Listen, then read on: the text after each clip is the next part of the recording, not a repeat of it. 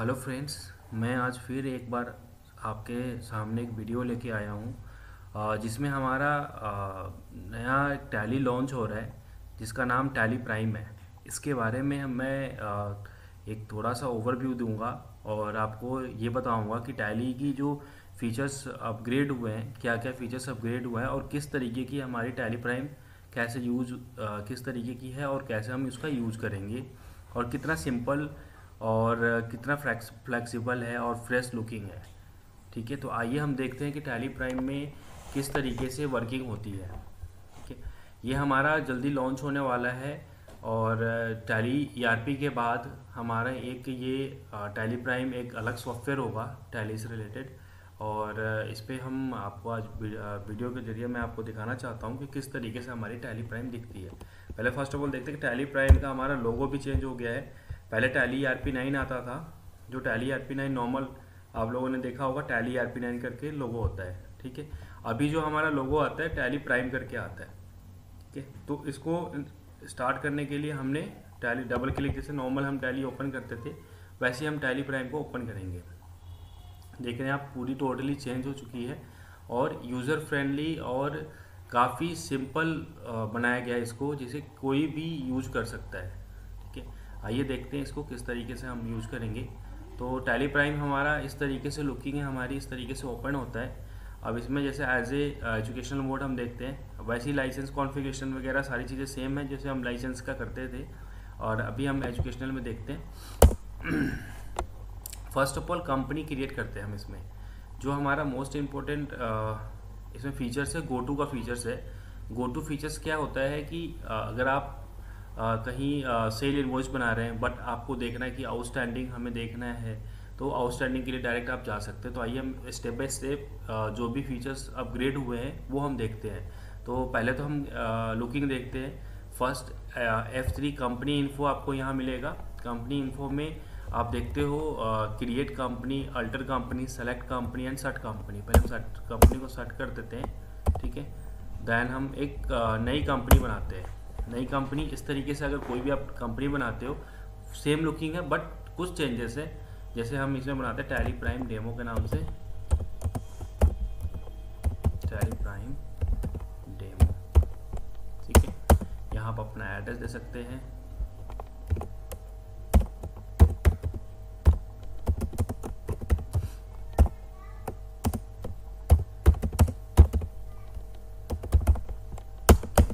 State, आप यहाँ पे हम स्टेट सेलेक्ट कर सकते हैं। ठीक है, अगर आपका न्यू स्टेट है, न्यू कंट्री अगर हम चेंज करना चाहते हैं तो आप यहाँ पे कंट्री चेंज कर सकते हैं। जैसे इंडिया ले लिया हमने, स्टेट ऑटोमेटिकली आपका स्टेट यहाँ पे, जैसे हम दिल्ली स्टेट देंगे ऑटोमेटिकली इंडिया आ जाएगा। पिन कोड हमने यहाँ पे डिफाइन करा, टेलीफोन, मोबाइल नंबर,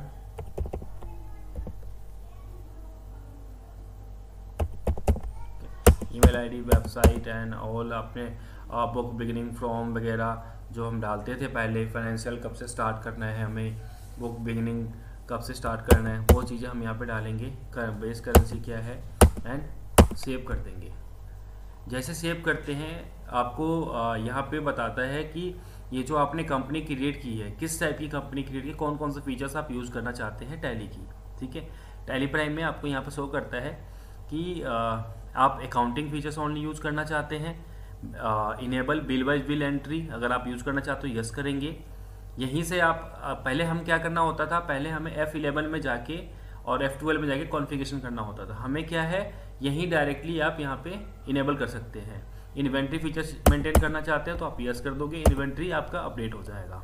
ठीक है, यहाँ पे GST इनेबल कर देते हैं तो ऑटोमेटिक GST इनेबल हो जाता है। यहीं से डायरेक्टली कंपनी में दिल्ली का है, यहीं से आप GST नंबर डाल सकते हैं, अपना GST नंबर जो भी है आपका वो आप डाल सकते हैं।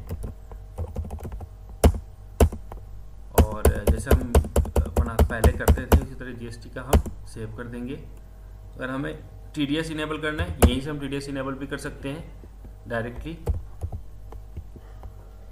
एंड वन मोर थिंग, अभी यहाँ पे दे रहा है शो मोर फीचर्स। अगर आपको एक्स्ट्रा फीचर्स देखने हैं, इस तरीके के फीचर्स आपको शो मोर फीचर्स में आपको इस तरीके से आते हैं।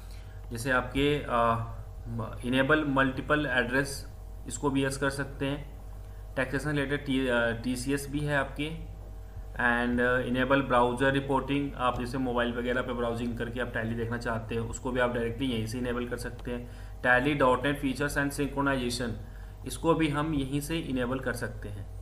उसके बाद अदर फीचर्स में मल्टीपल एड्रेस को भी यस करके हम यहाँ से इनेबल कर सकते हैं। मार्क मॉडिफायर वाउचर, ये भी हम यहाँ से इनेबल कर सकते हैं। डिस्काउंट का कॉलम इनेबल करना है आपको तो यहीं से इनेबल करना होता है, ठीक है। तो डायरेक्टली आप जब कंपनी आप बनाते हैं उसी टाइम अपने फीचर्स अपने अकॉर्डिंग आप इनेबल कर सकते हैं। तो इसमें यूजर्स को काफ़ी मतलब हेल्प मिलता है कि इसको F11 F12 में जाके उसको सर्च नहीं करना पड़ेगा, ऑटोमेटिकली अपने अकॉर्डिंग वो अपना फीचर्स को कर सकता है, ठीक है।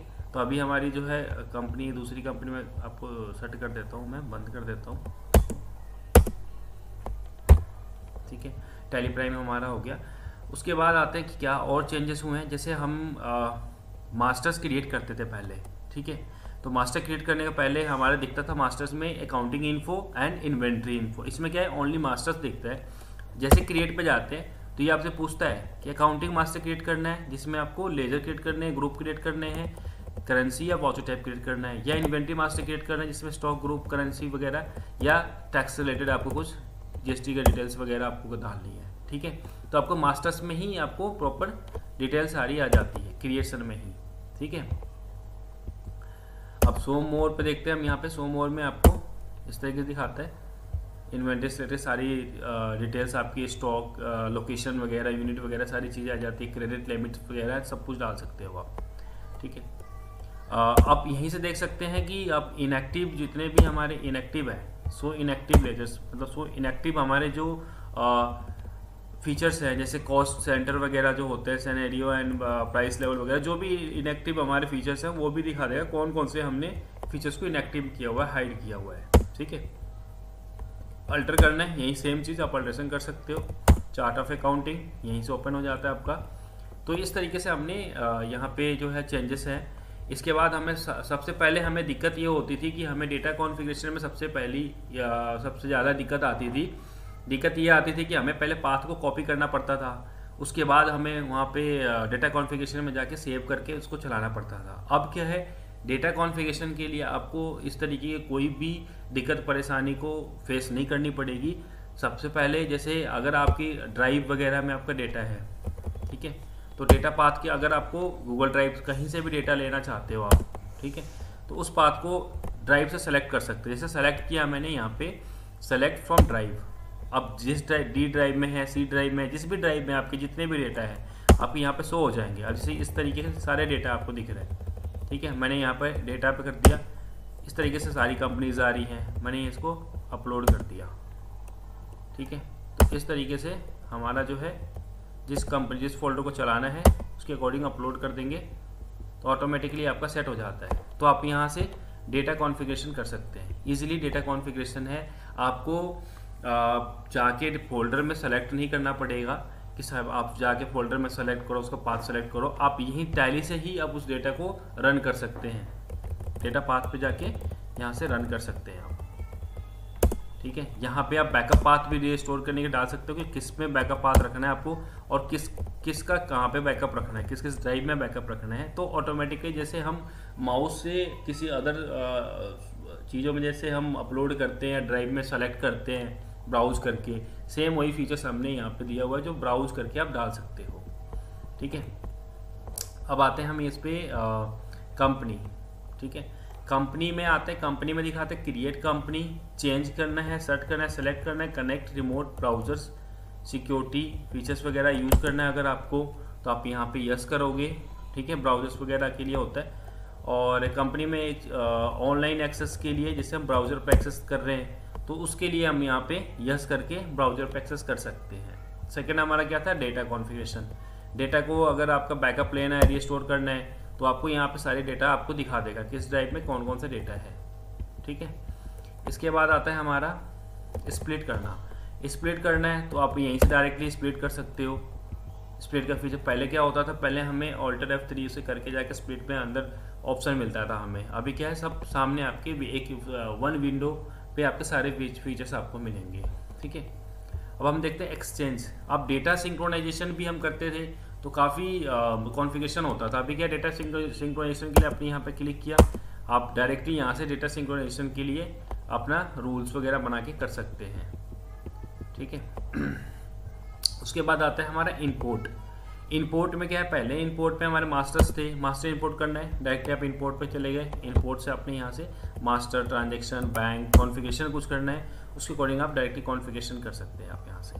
सेम एक्सपोर्ट के लिए, यहाँ पे एक्सपोर्ट के लिए दिया गया है, अदर्स में जाके एक्सपोर्ट करना है या कुछ भी अगर आप एक्सपोर्ट करना चाहते हो मास्टर्स या कोई भी चीज़, तो आप यहाँ से एक्सपोर्ट के लोकेशन वगैरह दे सकते हो, कहाँ पे एक्सपोर्ट होगा, किस मार्जिन पे, क्या मतलब उसकी हेडर इन्फॉर्मेशन क्या है, इस तरीके से आप एक्सपोर्ट कर सकते हैं। मेलिंग कॉन्फ़िगरेशन आप डायरेक्टली यहीं से मेलिंग कॉन्फ़िगरेशन कर सकते हैं। मेलिंग कॉन्फ़िगरेशन आप यहाँ से मेलिंग कॉन्फ़िगरेशन वगैरह आप कर सकते हैं। जैसे आप यहाँ पे जाते हो मेल कॉन्फ़िगरेशन पे और यहाँ से BCC किसको रखना है, आपको CC में किसको रखना है, टॉप मार्जिन क्या होगी, date, range, report and all things, जो भी कंपनी लोगो वगैरह लगाना है, कंपनी नेम का नेम देना है, शो करना है, नहीं करना है मेल में, वो सारी चीज़ें आप यहाँ से कॉन्फ़िगर कर सकते हो मेल के लिए। फिर उसके बाद प्रिंटिंग कॉन्फ़िगरेशन करना है। प्रिंटिंग कॉन्फ़िगरेशन भी आपको यहीं दिया हुआ है कि प्रिंटिंग कॉन्फ़िगरेशन किस तरीके से करना है, कौन सा प्रिंटर यूज़ करना है, आपको यहीं से डायरेक्टली आप प्रिंटर को सेलेक्ट कर सकते हैं, ठीक है।